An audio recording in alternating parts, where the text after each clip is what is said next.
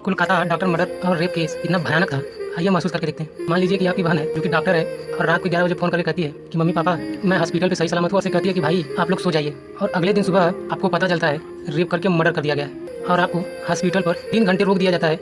और अब जाकर जब देखते हैं कि बॉडी निर्वस्त्र पड़ी हुई है, आंखों में चश्मे का कांच घो पर फोड़ दिया गया है, गर्दन तोड़ दी गई है, दोनों टांगे 90 डिग्री पर मिलती हैं। 90 डिग्री पर मिलने का मतलब यह है कि शरीर को बीच से फाड़ दिया गया है। और जब पोस्टमार्टम की रिपोर्ट आती है तो पता चलता है कि उसके अंदर 130 से 150 ग्राम सीमेन पाया जाता है।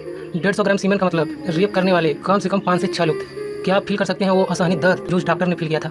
ये अभी आधी रुकी नहीं कि उत्तराखंड में एक और नर्स का बलात्कार कर मर्डर करके जंगल में फेंक दिया गया। मतलब समझ रहे हैं, एक के बाद एक लड़कियों की हत्या रेप के केस सामने आ रहे हैं और हमारे देश के महामानव नेता इन सभी पर कुछ नहीं कर पा रहे हैं। करेंगे भी कैसे? अगर पकड़ भी लिए, अगर उनसे पूछताछ की जाए तो इन्हीं का संपर्क निकलेगा। अगर यही सब हादसा यूके, USA वही और अरब में हुआ होता तो वहाँ की सरकार रेपिस्टों को पकड़कर उसके साथ पिछली पीढ़ियों को फाड़ कर फिर से दफना दी होती। लेकिन यहाँ केस को तो दबाया जा रहा है। इंडिया में अब आए दिन रेप केस होते जा रहे हैं। एक रेप का मामला सामने आता जा रहा है। अभी देख लो कोलकाता डॉक्टर रेप केस।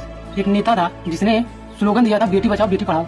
इस स्लोगन पे मत जाइएगा, स्लोगन तो उसने बस ऐसे ही पूरा कर दिया। उसमें वो एक मैसेज देना चाहता था कि बेटी बचाओ। वो खुद बचाने के लिए नहीं कह रहा था, वो हमें कह रहा था कि अगर आपके यहाँ बहुत बेटियां हैं तो आप खुद ही उनकी रक्षा कीजिए, क्योंकि हमारे सिस्टम में सब बलात्कारी और गुंडे भरे।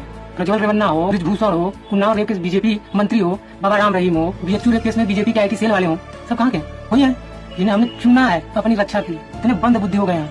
रेप होगा फिर हम आंदोलन करेंगे अपने सेटिस्फेक्शन के लिए, उसको फांसी के लिए करेंगे। अगर मान लो उसको फांसी भी हो गई तो हमें क्या मिलेगा? कुछ क्षण का सेटिस्फेक्शन मिलेगा, आंखों को थोड़ा सा संतुष्टि मिलेगी बस।